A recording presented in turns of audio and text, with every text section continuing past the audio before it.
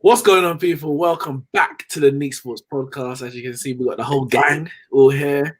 Myself, Neeks, Nat, Kyle, and Ramon all the way across the seas, the ocean, over in Dominica. I'm sure the weather is better over there than it is here.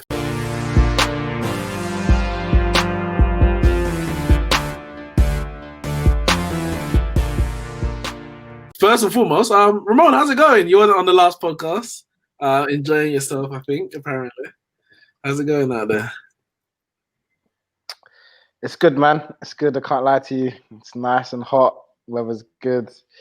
Taking a break from sports and that and just focusing on life, you know what I mean? Taking a break from sports. I see you posting Invincibles this, Invincibles that. And that, like, you're taking it back into what, 2004?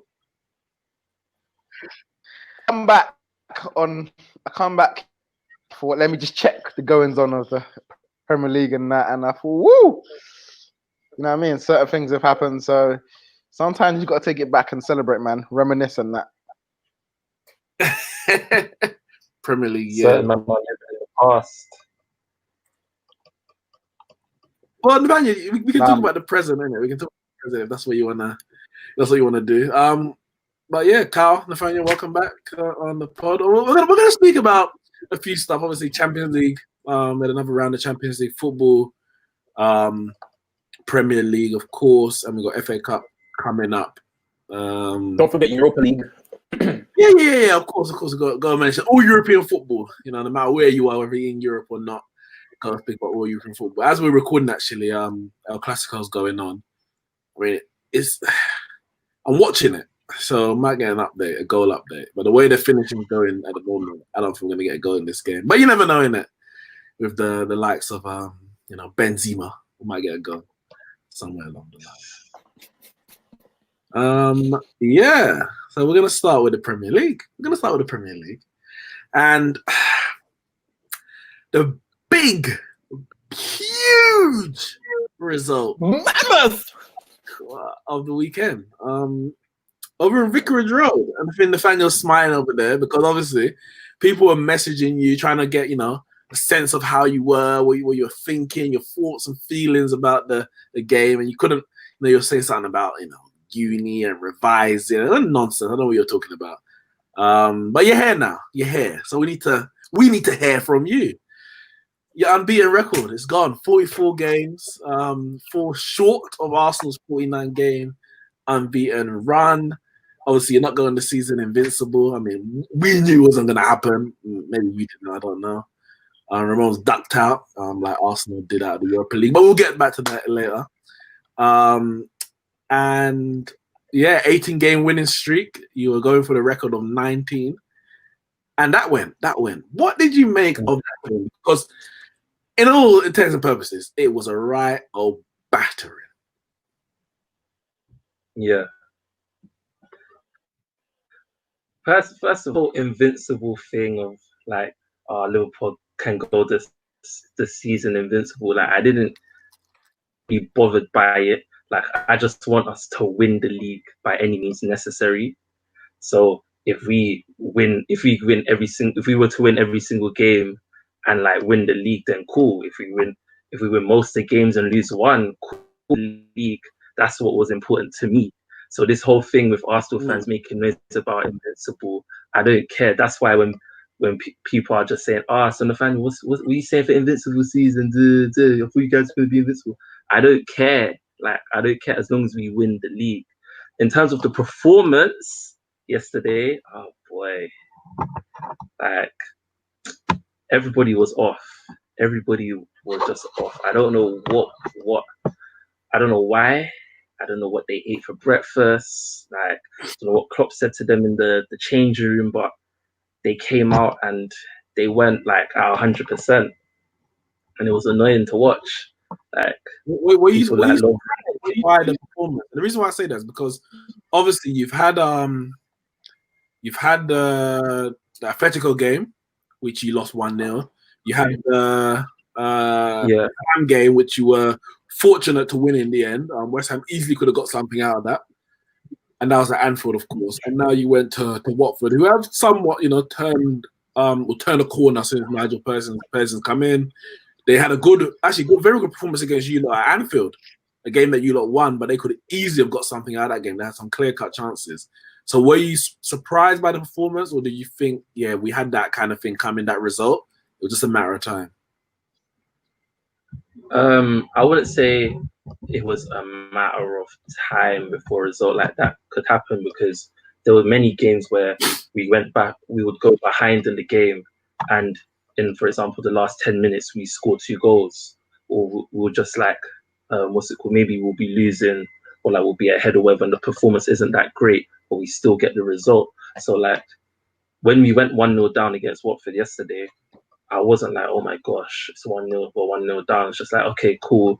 Let's keep working and get the equalizer and then get the winning goal. But then when we went 2-0 down, I was like, wait, what's going on? And then 3-0, I was like, am I watching the right? Is this a typo? Like, is it on the wrong side? Like, this is supposed to be 3-0 to us, not to them. What's going on? But the team made mistakes. Like, people were sleeping, people went on job, and it cost us. You know? So, Ramon, when you were away, Nathaniel was saying that he wasn't really interested in the unbeaten, doesn't know what Arsenal fans are messaging him. All that matters is they win the Premier League. Is that really all that matters, or are they just trying to brush it off like it doesn't really matter now that they've lost? All right. The thing is, right, people are not going to admit it. They're not going to say it because it's a massive, pressure hanging over them. And I understand, it's their first ever Premier League title. Their main aim is to win the league. The problem is that they won the league in like October. So really, we're just balling to see if you can go through it without losing, which is why they continue to win every game, or try to win, or at least draw every game. But it happens. I think, didn't Van Dijk mention it, that they still want to be Invincibles, or he mentioned about still unbeaten or something like that. Yeah, a few weeks ago. So it's in the minds. You can't tell me Jurgen Klopp's not in the dressing room, has never said, guys, let's see if we can try and go unbeaten or something like that. Like, you know what I mean? Yeah, sorry, they won the game. I know it's a bit of a lag. They won all the games up to they playing Man United. And then he posted on Instagram saying, well, we're still unbeaten. So obviously winning is important. That's what they want. But then it's like, okay, but we're still unbeaten. And then since then, obviously, since the Man United game, they've won all those games. But now they've lost, and they're talking about, it doesn't really matter. They were not unbeaten anymore. And it's like, well, which one is it? Because before, when you drew, it was like, well, we're still unbeaten. And now you're not unbeaten. Nobody cares. Like, come on. Be real, innit? Because let me be honest, like, it's not like we get up and we say, okay, cool. Like, exactly. So that's my stance on it. You can't just.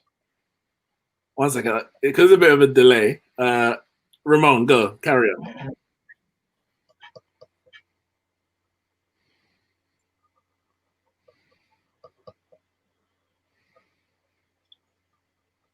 No, I'm just that was it. That's all I was just saying, really. That you can't have both options. So either you are going for it or you're not.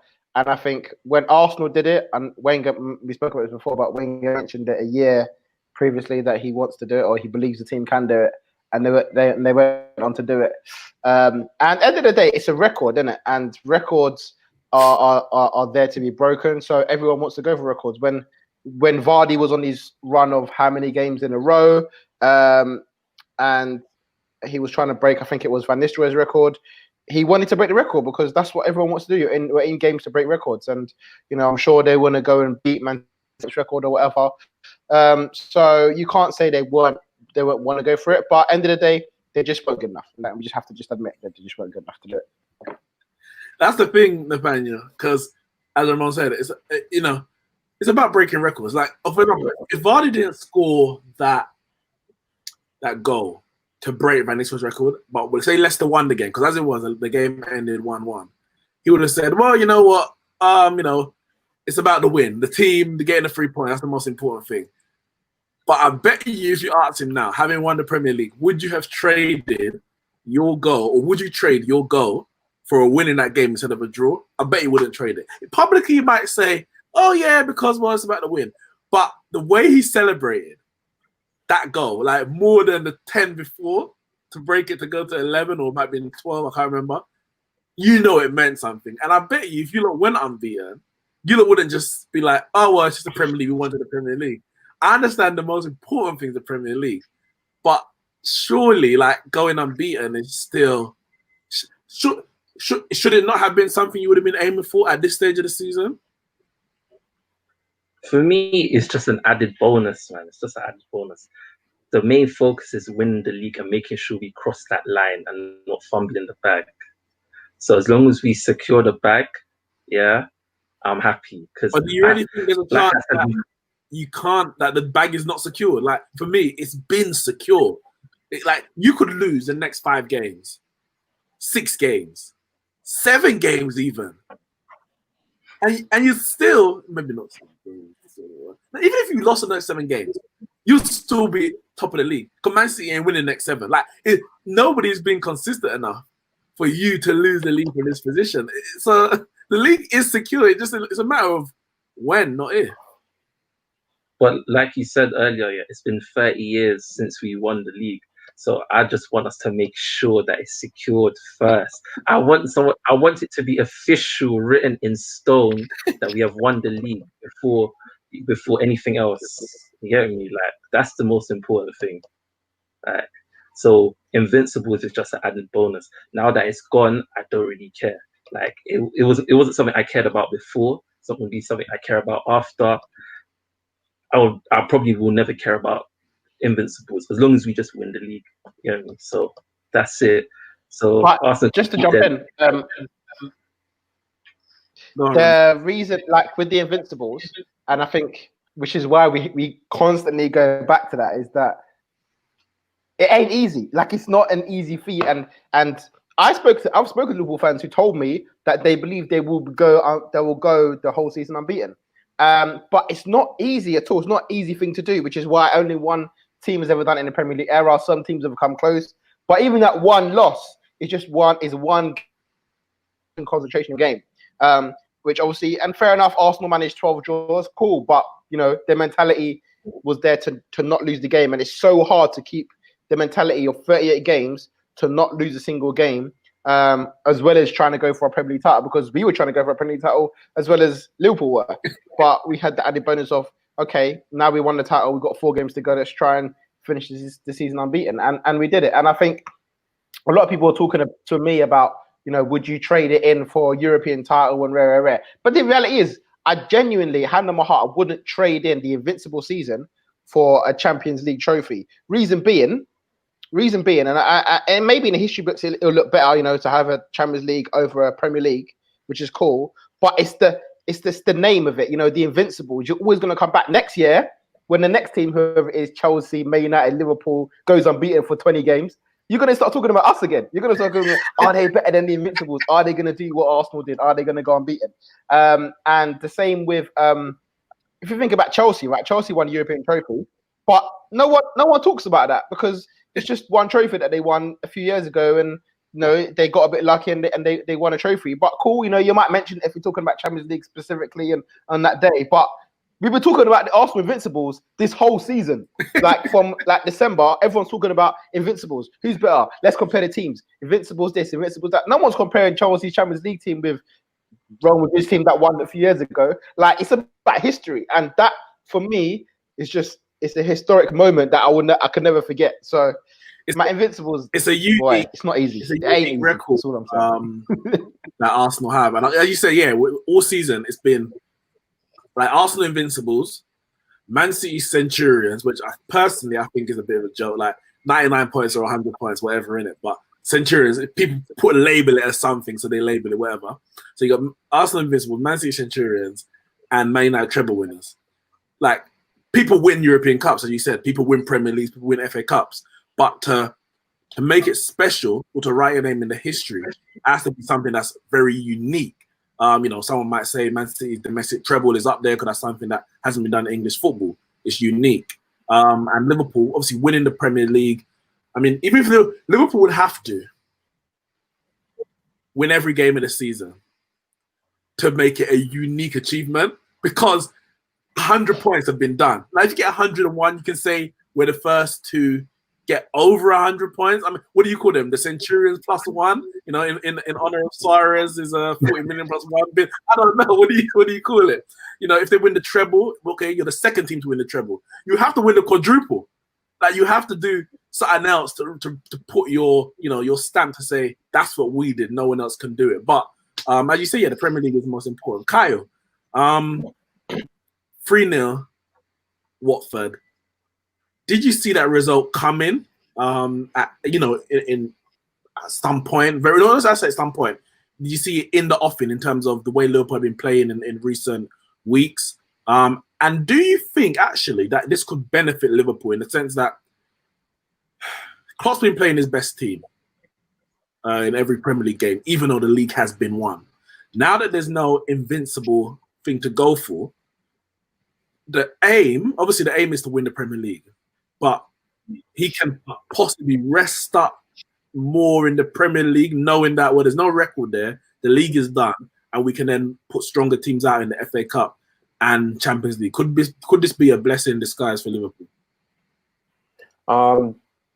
First part of the question, did I see it coming? In terms of the actual result, no, because 3-0 is a hefty defeat, and Liverpool are an amazing side. They got to back-to-back Champions League finals, losing the first, winning the second, pushed Man City literally all the way, both of them over 90 points in the league. This season as well, going 25, 26 games unbeaten, holding a 44 unbeaten record in the Premier League, spanning from last season to this season. So for them to lose 3-0, like, if someone said to me, "Oh, Liverpool's going to lose 3-0 this season," I could only give it to Man City doing it. Other than Man City, I can't see anyone beating them 3-0. So did I see this happening? No. But did I see them losing? Well, from what they had shown, like their past 4 games, like 3-4 games, quite possibly, yeah. I saw them losing. I saw them losing. And I said that I saw them getting knocked out over the 2 legs to Atletico because I saw them losing. Like they're not as invincible as people make them out to be, or as inevitable. But could it be a blessing in disguise? That's actually the first thing that came into my head. Other than they lost 3-0, absolute spanking, had to throw it out there to Liverpool fans. And then when it all calmed down and I thought about it, the first thing that came to my head is, well, Klopp plays his first 11, best 11 available to him, because obviously Henderson's injured, so he's not available. But he plays his best 11 available to him week in, week out in all competitions, maybe not FA Cup, and it's going to catch up with them. Hence why I tipped Atletico to go through, because he's going to go all out in the Premier League. I believe that they wanted to have an unbeaten season. They wanted to beat the win streak record, and they probably wanted to get more points than Man City's Centurions. They wanted to go through it all. Hence why he was playing his best team week in, week out. There's no doubt about it. And I thought, yeah, it wins it. But now that they have lost, it takes away the win streak record. It takes away the Invincibles. And all that is left is getting more points than Man City. But is that really significant? That's not really, like I said, 100 points is 100 points. First person to break the 100-point barrier, and it's being done. Like I said, they would have to have a new title, something like played 38, 138. They're called the Perfectionists. literally, that's all that's left. So for me, the answer is probably yes. It is a blessing in disguise, because from now on, they're probably going to rest. You're going to see more of Origi, more Shaqiri, the likes of their second choice players in the league. They don't mind if they nab a draw or lose 2-1, because they're like 25 points clear already, man. I mean, the league's done, and they're going to need to if they want to win the Champions League again. If they want to retain that Champions League and get a Premier League, make it into a very good double, they're going to need to. Yeah, you mentioned double. Obviously they're still in the FA Cup. They're playing Chelsea midweek. I can't remember exactly what day. It could be Tuesday, it might be Wednesday. But they're playing Chelsea in the FA Cup. All the FA Cup rounds are coming up just now. And because of this, we may see a stronger team. Because as you said, and as I stated, now the only thing to aim for now is trophies, which should have been to but clearly by the teams that he put out in the FA Cup, the trophies, including the Carling Cup, the trophies weren't. I think actually, to be fair, the Carling Cup was a bit different, but the trophies weren't the first thing on his mind. It was the Premier League was the main, and of course Champions League. Now that exactly, well, I say it's just trophies to aim for. We might see a stronger team in the FA Cup. And I'm kind of now it's over to Man United fans. Arsenal fans, they've won their trophy for the season, Invincible season saved. Man United is like, okay, we need to protect this treble. So I might have to purchase my little Atletico shirt, Chelsea or whoever else they play in the future rounds if they get me. It's a bit mad still, but before we go into the FA Cup, European football. We had European football on the week just gone. We're gonna start with the Champions League. So the big result there should I say, actually there was two English teams that played. One was a bit more of a foregone conclusion from what we spoke about in the pod, Bayern Munich versus Chelsea. That was a battering. Is there any way back for Chelsea? 3-0 down from the home leg. So 3 away goals Bayern scored. Lewandowski is out. I think he might be out for a few weeks actually with an injury. But is there any hope? Or Chelsea might as well just rest up for the second leg and put their priorities elsewhere. Ramon. Well, man like Serge. North London is red and them thing there. For me, it's done, man. I think they know it. I think Lamps knows it. It's a tough one when and I've experienced being down by a lot of goals in the first leg. Of what do you do in the second leg? Is respect. Try to peg your way back if you can. The early goal might see something miracle happy. Chelsea in that jammy year managed to do and get miracles everywhere. So obviously we saw last year the madness at Anfield. So it's gonna be mad, especially away from home. But for me they're out. And I guess for Bayern it's just get that one goal and then chill. We ain't got Lewandowski, but they seem to cope with him already. All right already. So I think come that game is secured. Lamps for me needs to just focus on the FA Cup and top four in the Premier League and just let that one go, boy, because that's gone. So just watching Atletico, El Clasico, PK clears off the line, and earlier I think Isco hit the bar. Real Madrid are all over Barca in the second half, all over them. If only they had Ronaldo, they'll be about 2.5 already. Kyle, Man City versus Real Madrid, or Real Madrid versus Man City as it was. Game finished 2-1. He's offside, sure. Game finished 2-1 to Man City. Not beyond. I don't know what you predicted exactly, but it's not beyond your prediction because you expected Man City to win and expect them to go through as they look set to do. Did you expect Man City to absolutely dominate Real Madrid in their stadium the way they did? And the reason why I say that now, and even just watching this El Clasico, for example, and you might say, Man City are better than Barcelona or whatever. But the way that Real Madrid are playing here against Barcelona, Man City did not allow them this. And I know, I guess it's names like Barcelona and Man City, but the players are as good as they can be.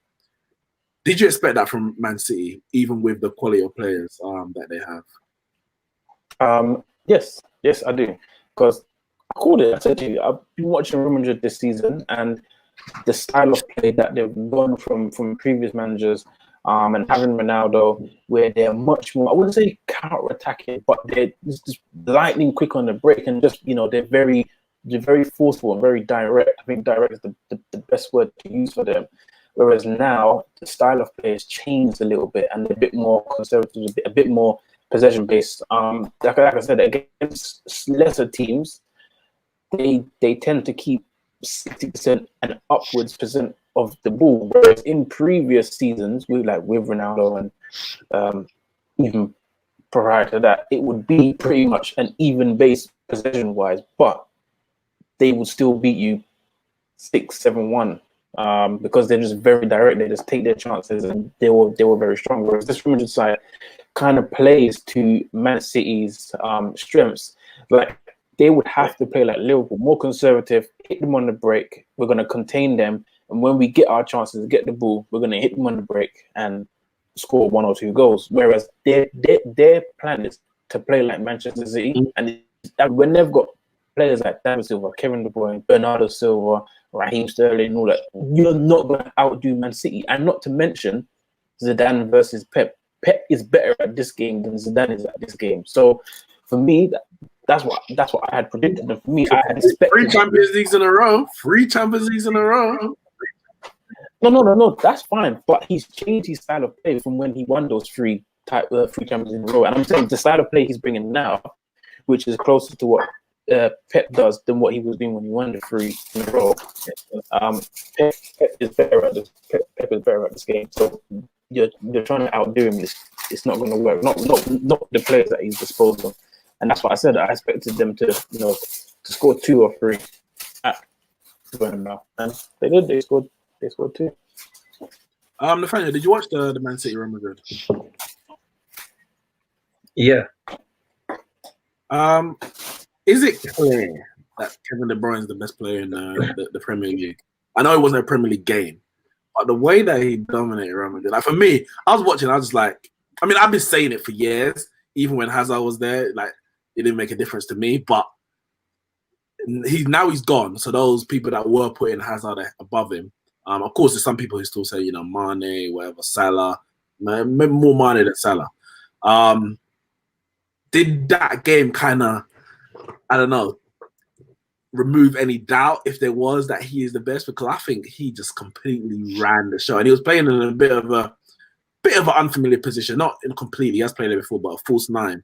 Of course, they dropped Aguero and put Jesus out wide. Where do you rank him in terms of Premier League players, not even just midfielders? Kevin De Bruyne, is a baller. Like, he's consistent, like 90% of the time. I think I can actually agree and say, yeah, he's probably the best in the league, because it's rare that you ever hear, Kevin De Bruyne has made a mistake or he didn't contribute to a game. So it's hard for me to say, nah, he's not the best, but I think he is one of the best in the league. Player of the year? Player of the year? I don't know. I have to look at the options first before I say something like that. Between him and Henderson, that's what the media is telling me. Yeah, Henderson Dino is definitely player of the year. Actually, question though, did obviously Henderson's been missing. He missed their last 2 games. I don't know. Did Henderson play in the Atletico game? He came off injured in that one, no? Oh, maybe. That's the one he got injured in. Okay, but he didn't play against West Ham. He didn't play against Watford. Mm-hmm. And you struggled against West Ham. You beat Watford. Some Liverpool fans said he's your most important player. Obviously, like in last season at least, most would have said Van Dijk, the way he changed Liverpool. Is he that important? Like, is he actually your most? Did you miss him against Watford? I think I asked you. Yeah, I did. I asked you again after West Ham if you missed him against West Ham. You said no, you don't think you did. But did you miss him against Watford? Of course, Gomez was out as well. I think we probably did miss him against Watford, because like in a situation like that where we go, like, for example, 2-0 down, Henderson's the type of player where he's saying, guys, no more goals. We're not conceding no more goals. We need to fix up, everybody look sharp, be on job. Like normal goals are being conceded. Like he's very vocal. Like, and if he has to sit back and defend for the rest of the game, he will do it. Whatever he has to do, needs to be done. He's the kind of player that will do it. And like, if we need to push forward and get a goal, he's the guy we can like that can start off something as well. And but yeah, I think just maybe, yeah. But what happened to Van Dijk in that game? Because he looked like a shadow of his, I don't know, I say former Van Dijk, himself from maybe 2 weeks ago. He was like, and I'm not, it's not just him, but obviously when you set your bar that high, people's eyes are going to be on you, innit? And he poor, like just the defense was so poor, and obviously as I said, he's the heart of it. He didn't have a good game at all. listen, Van Dijk was sleeping, man. He was sleeping, and what's his name as well? Who was playing beside him? Lovren. Oh my gosh, Lovren, that guy. But yeah, nah. Van Dijk should have done much better. Like he's the leader of the back four. He should have been commanding the back four. Saying, guys, Ramon, please. He scored. I don't know. Well, I'm behind. Vinicius Junior. Ramon must be watching. Are you watching live? Like, I'm streaming over here. Obviously, you're not even the Premier. You're not in England, so you probably get like live broadcast straight from Dominique. live with a little bit of time, but live as possible. Yeah, I'm a bit Can't lie. It was a goal. It was a good goal actually. Deflected off PK into the near post. Vinicius Junior. 1-0 to Real Madrid. There's 20 minutes to go.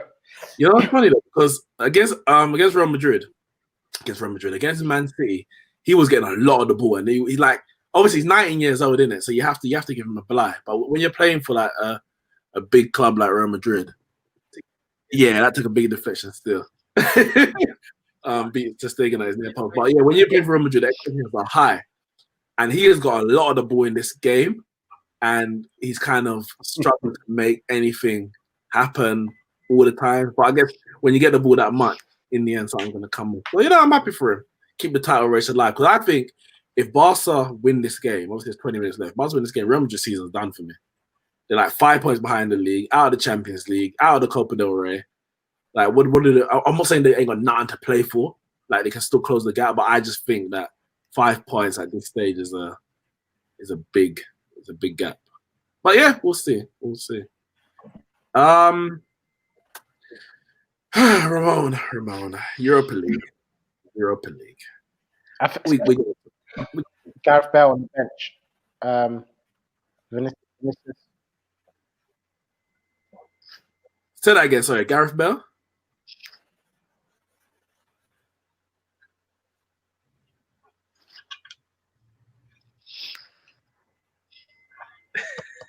Sorry, I was just saying, Gareth Bale's on the bench, and when you're someone like Vinicius, you got to be showing why you're keeping Bale on the bench, because he's sitting there watching the game, supposedly one of their players and their big money signings, has to watch week in, week out while he's playing in front of him, so he's got a lot to prove.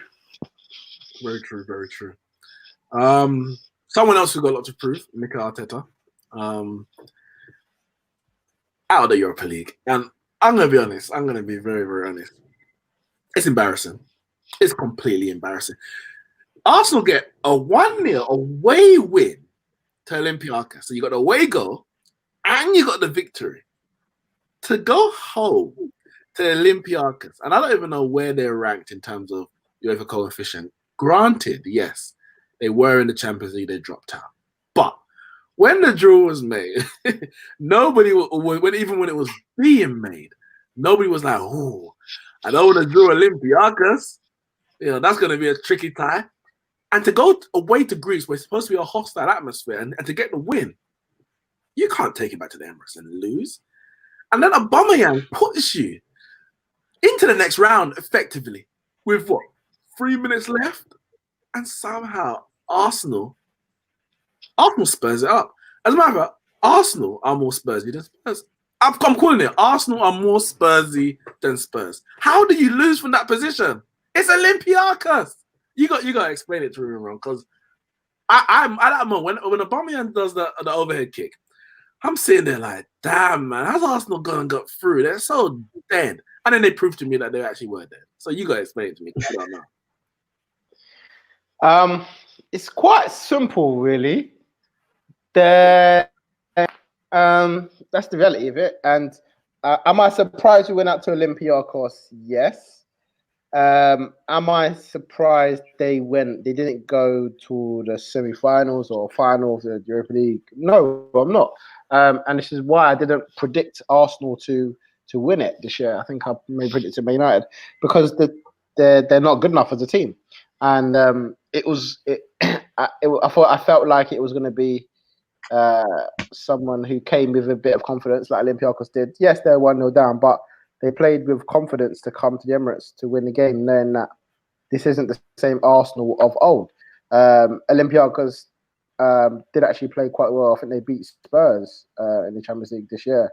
So they're not a bad team, and they've got a couple of players that are decent. But yeah, reality is with the players on the pitch, Arsenal should be dispatching of them, but they played so bad, especially in that the first half was one of the worst I've seen under Arteta. It was just so lackluster.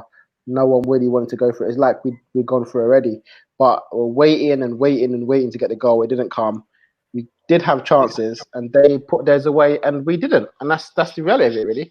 And then it came down to the calamity of extra time, and you think you've gone through. Aubameyang scores the goal, and then poor defending again. I think that's like 4 goals from set pieces we conceded in 2 games now. So we've all of a sudden just had a little bit of a drop in form defensively in set pieces, and things are not really going how Arteta wanted. And Aubameyang can't save us every time. You know what I mean? And he had a good opportunity to do it, but he couldn't save it. But to say that we're Spursy, for me, is a bit. You know what I mean? Because we're just crap. And I think we're all willing to accept that we are all crap right now.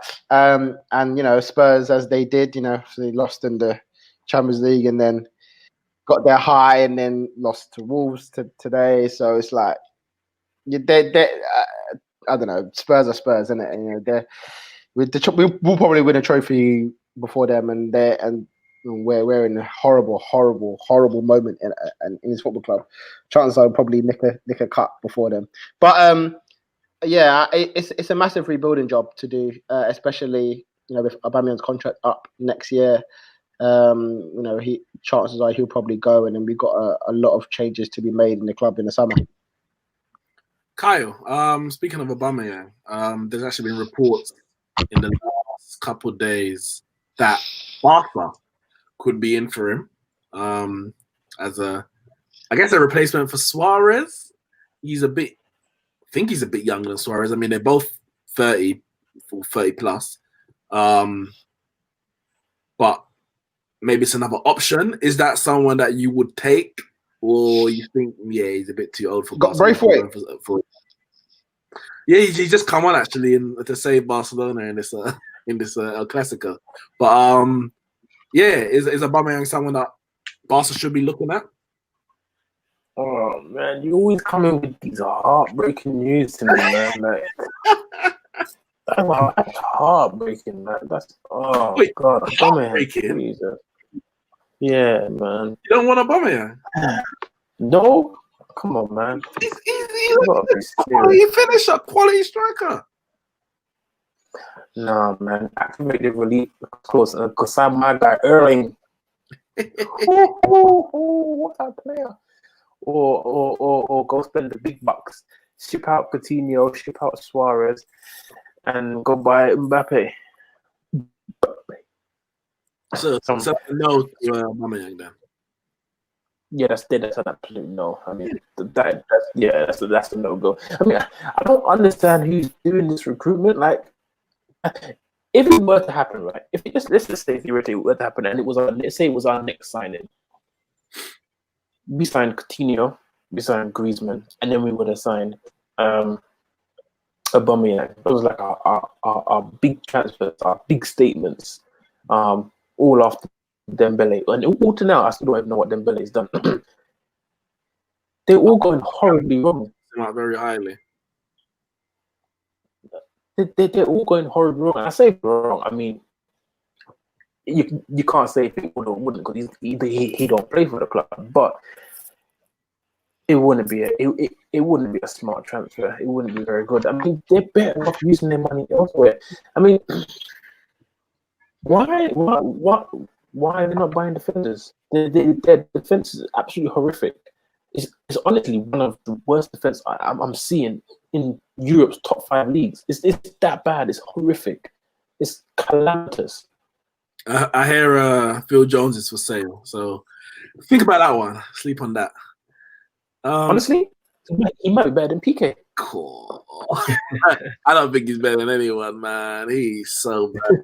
I'm so happy Bailly's back because it just means, even if he's not going to start every game because of his injury issues, it just means Phil Jones has no place in a Man United squad. There's just so many people ahead of him in the pecking order. No doubt we're still going to see him because, that's just the way life goes. But yeah, the further away he is, the better. Speaking of transfers, of course, in January, Man United signed Bruno Fernandes, and he has started like an absolute train on fire. Like, not just in terms of goals, because he scored three now, 2 from the penalty spot, including 1 in the Europa League, as Man United thrash the mighty FC Club Brugge to go through to the next round where they'll play the mighty Lask. And he then scored today the equaliser against Everton as the race for top 4. I mean, yeah, top 5, but top 4 is hotting up. If some of the teams below are even better, top 3, because the way Leicester's playing, they don't even want Champions League. But no one can take it off them. They had a good run at the start of the season, and no one's been able to match, what they did then. So they've got that place still very much in their hands. But yeah, Chelsea dropped points. Man United dropped points. Wolves beat Spurs to go level with Man United in 5th. But Bruno Fernandes, man, what a signing! He could just start like a train and completely dip after. I don't know, but my dream this season, I think Pogba's gone in the summer. For me, it'd be a miracle if we were to keep.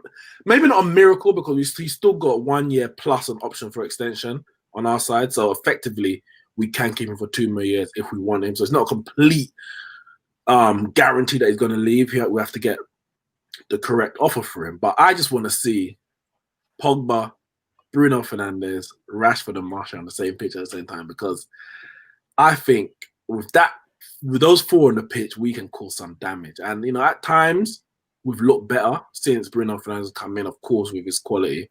But there's just, it's now been even accentuated now that you got someone like him who's always looking for the run, always looking for the pass and 3 steps ahead. But everyone else is literally 3 steps behind.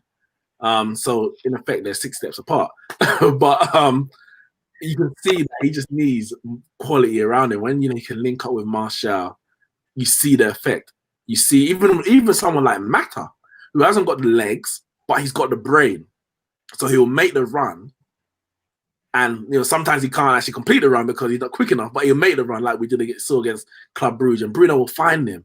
The shot today, Pickford should have saved, but Lingard and Pereira ain't even getting that on target. It's like it's a complete breath of fresh air. And I think that signing for me, it gives us a chance of top 4. And I just keep looking at it like, if we had got him in the summer like we should have, we could easily be in the 4th place position, because it's been in certain games where we're just missing that creative spark and we end up drawing the game. So he could have turned certain draws into wins or losses into draws. And we're only, 3 points behind Chelsea. It's that tight. But yeah, I'm so happy with that signing. But in terms of the top 4 race, I'll go with Nathaniel. Wolves they beat Spurs today, so they're up to 5th. Sheffield have got a game in hand. Are Leicester at risk of being dragged back into a race for top 4?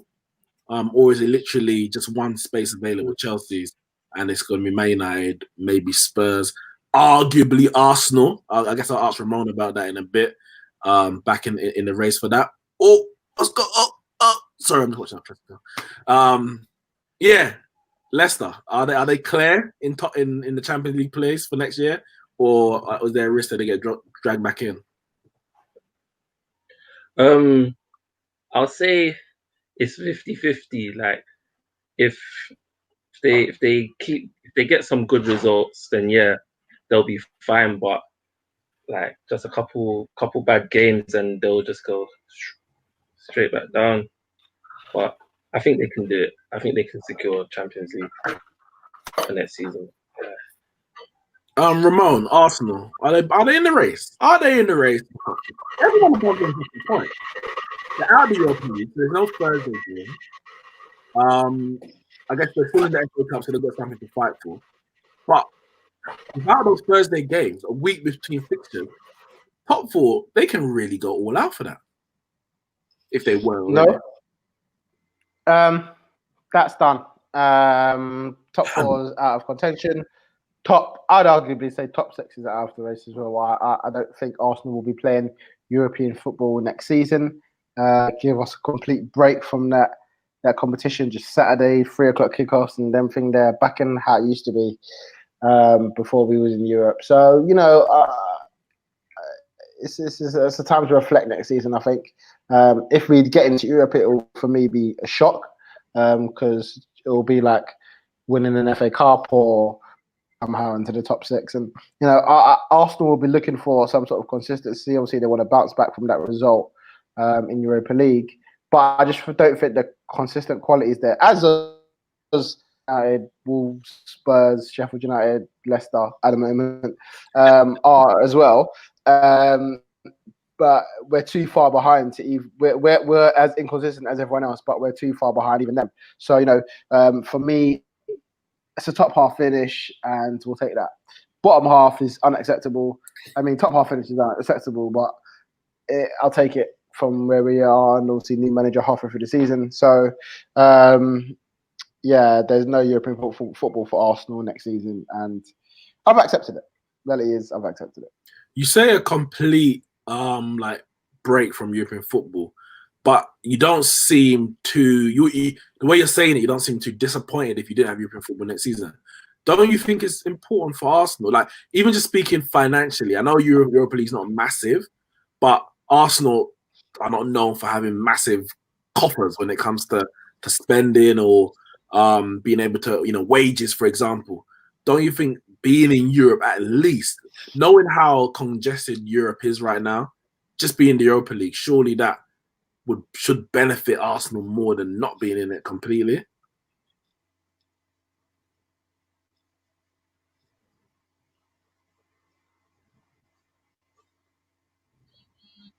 Maybe, and that may be the case. But we got to just be honest and look at the situation. It's not good enough for Arsenal. Arsenal, to attract better players, need to be in Europe. And, well, for long enough, we're saying to attract players, need to be in Champions League. Obviously, last year, we managed to sign Pepe whilst being in Europa League. We've signed Aubameyang whilst being in Europa League. So we've had some signings whilst being in that position. But as you said, progressing. But yes, financially we need to be in there. But if we're not good enough, we're not good enough, and we have to rebuild. And I think that may be the big kick up the arse for the Kroenkes and the board, Raul and Edu and them lot, to start now focusing on getting Arsenal back to where they need to be. And we've seen Chelsea were out of Europe one year, and then Antonio Conte did a madness. I think it was that year, and they won the league. We've seen Liverpool drop out of Europe completely for a year, and as you can see, have bounced back convincingly by going 44 games unbeaten and looking to wrap up a league title. So you got to look long term, and I think that's what we have to do and say, listen, take a break. No more Thursday nights or Wednesday nights or Tuesday nights, straight Saturday football.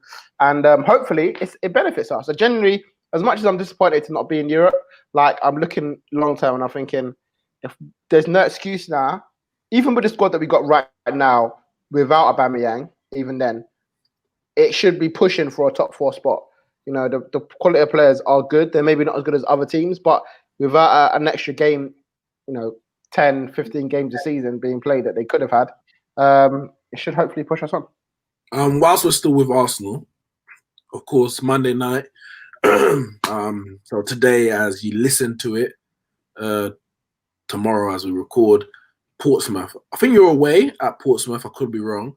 You must be expecting to go through to the next round of FA Cup.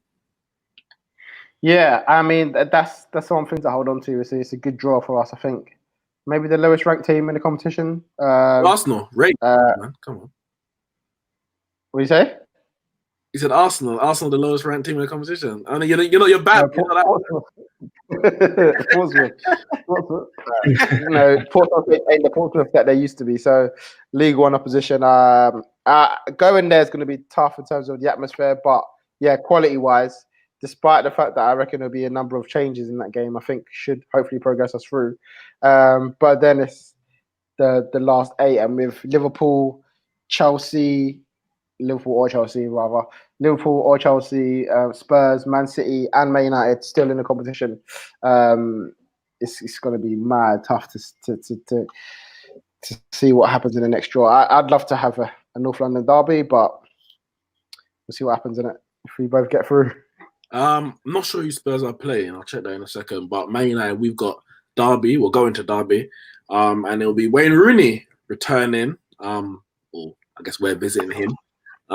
Ex-Man United player, Man United legend, highest goal scorer in the club's history. And the reality is, Ter Stegen's up for the corner or the free kick. What's going on? It's all. Oh, it's Courtois. He's caught it. Sorry, guys. Getting a bit tense late in the Classico. Yeah, Rooney going back. But I think for me, it's not gonna be easy. Derby have actually improved. They've done well since Rooney's gone there. The results are decent. I haven't got, I don't know exactly what the results are, but I've been keeping track of them since Rooney's gone there because it's Rooney. Oh! What? What's happened? Wait, what's happened? It's true. Oh God, we're gonna come to Mariana. Kyle in. He's done it. It's 2-0. Game, set, match, Real Madrid. We'll get his live reaction on this pivotal. Yes, Cal, we want to know what's going on. FA Cup. Yeah, for me, it's not going to be an easy game at all. We're not playing great, but it's going to be interesting what team he puts out. We've got. I'm actually got a bit confused with the fixtures now because we've got midweek FA Cup. What's happening on the weekend? Is it Premier League again? I would assume so. But it's Premier League for those who are not in the FA Cup, I guess. Must be. I don't know. No. Ramon? Can you help us? No, because FA Cup is midweek. FA Cup is midweek, so then Premier League goes back on. Everyone gets a fixture on the weekend. Okay. Interesting. Well, who scored? Mariana. Okay. Yeah. Okay. So that's gonna be. Yeah, it's gonna be interesting what teams we put out because we're fighting on 3 fronts. Like not for 3 different titles, but on 3 fronts. We need to get in the top 4. We want to win the Europa League. We also want to win the FA Cup. I would like to see us put out. It's gonna be tough though. The last game, you'd hope that it can take care of itself, it being last. But I think we might need to put out a decent team against Derby. I don't know if there's replays in this round. I don't think there is. But I think we just need to get it over and done with. The next Premier League game we've got is Manchester City, I believe. And we're probably not going to win that anyway, regardless of what team we put out, especially at home. Like, we get better results against them at the Etihad than we do at Old Trafford. Of course, you're going to have to put out your best team against them. So I guess there's going to be some rotation. But I want to see a strong team against Derby. I've got a theory about Wayne Rooney. I think we might need it. Go on. Who's going to get Hear me out. And this is going to be a point probably disagreed by most of the nation. But for me personally, Rooney should be in the England squad. He should be going to the Euros 2020 in London and around the rest of Europe. And the reason I say this is England for me, and this is maybe a conversation for another day, but just briefly, England for me in that middle of the park are lacking quite a bit. I think Henderson probably writes his name in as a midfielder the way he's been this season. Apart from that, as a centre midfielder in the Premier League, it's ifs and buts. I'm not talking about the number 10 because there's a competition there. I'm talking about the centre midfielder in there, pulling the strings. Let's just say if Henderson catches an injury, for example, because I've actually watched him playing for Derby since he's come back, and I tell you what, he's pulling strings, arguably like pulls goals. It's the Championship, and I get that, and maybe we'll see what happens against Man United in the FA Cup. But I tell you what, in terms of the quality in that midfield, if we're choosing someone like Harry Winks, Fabian Delph, with the quality Rooney has sitting deep, that's my theory, isn't it? He should be going. Well, like Vardy, he's retired, isn't it? And I would be surprised if he came out of retirement. I would be very surprised. Whether Southgate calls him or not is another issue, but I'll be very surprised. And I hear what you're saying, but additionally, I think there's a reason why he retired. He knew that Southgate was trying to kind of go a new direction, new blood, a young, energetic team. And it doesn't mean that he hasn't got those qualities to play at that level. But I think Southgate kind of just wanted a fresh start, and he got rid of a lot of the older, some of the players who were, what do you call it? Their places were kind of secure under previous management. He got rid of a few of them, so I'd be very surprised if they go that way. But I mean, yeah, I'm in no doubt he could do a job at the level, because you said England midfield. Like, you can't tell me that man like Winks is better than Rooney. You can't tell me that.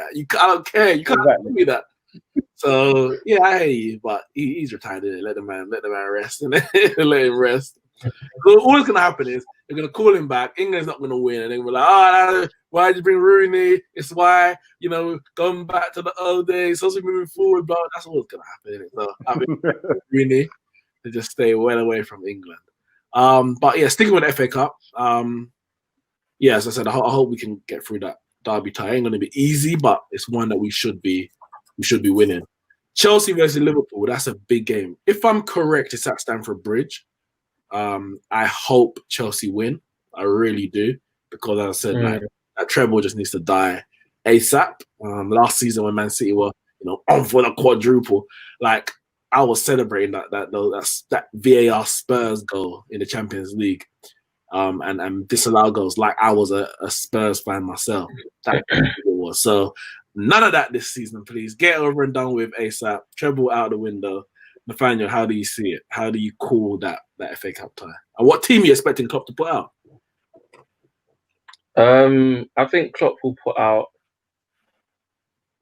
the best available team like he usually does. I expect us to win, like I always do. With the form that Chelsea's in, like Chelsea, like they're a bit like hot and cold. They're not that great, so I expect us to do a thing, like not blow them out the water, but like secure the win and get to the next round. So yeah. What team you expecting to put out?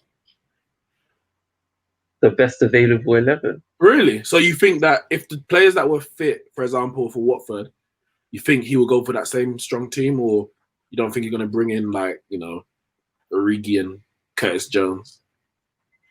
He could bring. You can bring in like Curtis Jones and Origi, but like he'll play the best available, like to who he thinks is the best for this game, suited for that game. So yeah, like if it's Curtis Jones and Origi, he'll play Curtis Jones and Origi. So yeah. Fair enough. Carl, we got to end it with you. We have to. Two things. What FA Cup match do I get? Come on, give it to me. You get a game that's slightly bigger than some of these FA Cup ties. But before that, actually, we didn't even get your thoughts on Napoli against Barcelona. That was 1-1. You must be happy with that result. That's surely a good result to take back to the new camp. That was actually a fabulous result. So you're expecting to go through them? You know what? I I'm not expecting anything from this Barca team anymore, man. I mean, my we go through, but you know, it's not out of the equation. I wouldn't be surprised. I mean, Napoli are still very dangerous. They have very dangerous players, and whether we're home or away, we're not known for our defending. We're not known for our capability of keeping the ball. So even if we were to go 1-0 up early on in the return leg, we wouldn't have the nerves to see out the game. We wouldn't have the ability, the ability in the players to see out the game in terms of their retention and possession. So it's still very open. I mean, we would have to literally go out there and grab 2, maybe 3 goals, and sit on that, and you know, hope that they can only grab just the 1 or 2 themselves. But yeah, I would say we should go through from there. We should. Fair enough. I would agree. On to today's matters. Now, going to the game, Barca were 2 points clear of Real Madrid. Mm-hmm. I'm just double checking something. What was the last score? Between who? The first El Clasico this season. 0-0. It was 0-0. Yes. Okay. So they have a better head-to-head. Your goal difference is 31 each. Real Madrid have won 2-0. Gone 1 point ahead of Barca in La Liga. I don't know. I don't know. I don't know what I really want to say, but Barca for me, they just don't look like it. They're just not it anymore. They're Barca by name, but they're not Barca by nature, if you get what I'm saying. Even Messi today, he hasn't looked that great in 2020, first and foremost. Maybe after the winter break. But Messi today, he was pretty anonymous. He had except when he scores 4 goals.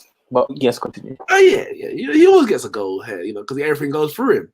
But he seems like, I don't know, we won the Ballon d'Or, and not everything, but it seems to be going a bit downward since then. Suarez is out, Dembele is out.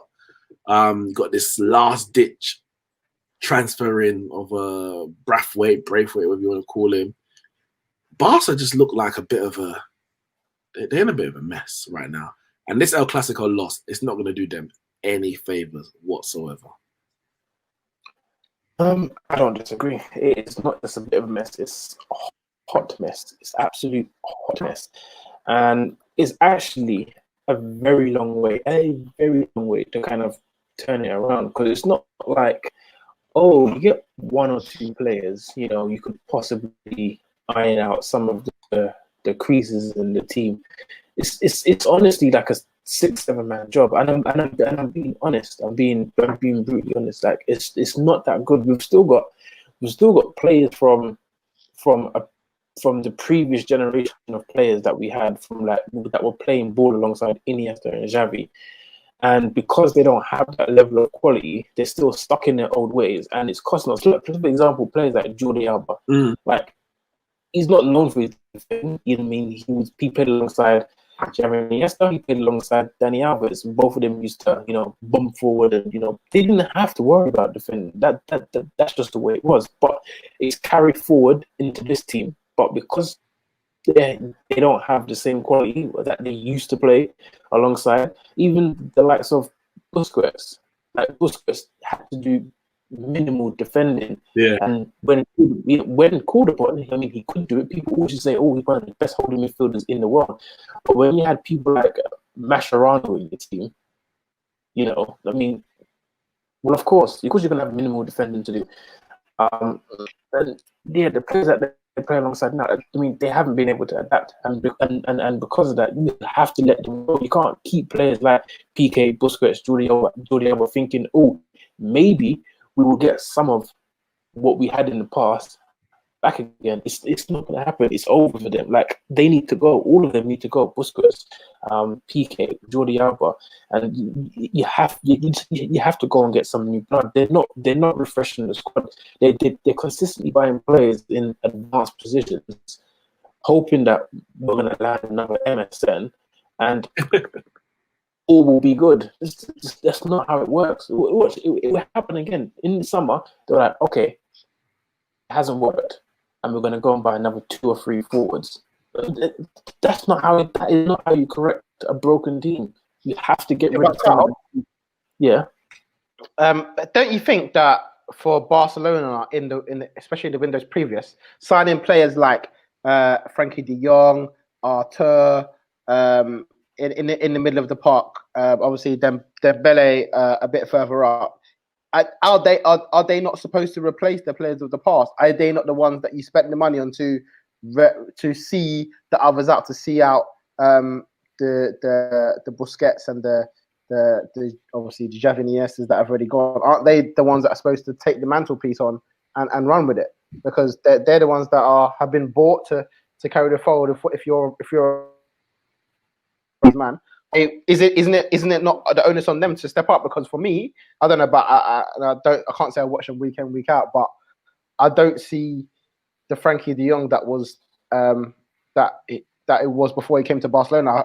I don't know if it's because he's not stepped up in the level, but he's not shown the presence to say, I'm that guy that's going to take the club forward in the middle of the park. And obviously it's hard to come out of a shadow of Xavi and Iniesta, but isn't that what Barca are trying to do with those 2 players at least? No, I hear you. They do, but they've also bought players in that position in the past, and it's just a fact that because they're hanging on to these players, they still utilize and call upon them.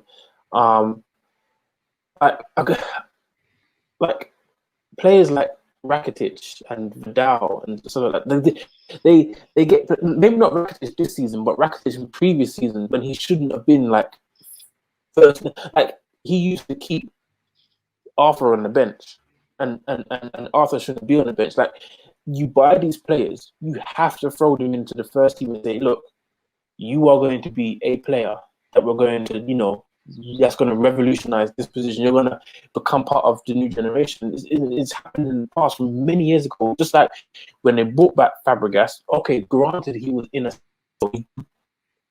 or near prime Iniesta Xavi. It was very hard for him to make a name for himself as the solidified first name on the team sheet. But there's been players that have come in that position after Fabregas, and the same thing happened. That they come in, okay, we're going to buy you, you're going to be our next central midfielder. And then 2 or 3 years down the line, they get sold because they're not being played. And you got players like Rakitic, players like Vidal that are getting used. Busquets, I don't understand why Busquets still plays. Just throw the guy out of the club altogether, man. Literally, just throw him out of the club altogether. He's not needed anymore. He's atrocious. He's absolutely atrocious. And someone like Arthur and Frankie De Jong, they just need to have a season, just play together all year, get a connection, get a partnership going, get an understanding, and then give them a year or 2, and you will see what they're about. Next season, I honestly, I wouldn't be surprised if they go out and buy another central midfielder. What happens? They're going to go buy Pogba, Verratti, we will go buy Thiago. Like, they're forever fixing stuff when they're not giving either the young players that they've bought a chance. Like, Munir was supposed to be the next best thing. That guy got kicked out of the club quick time in a hurry.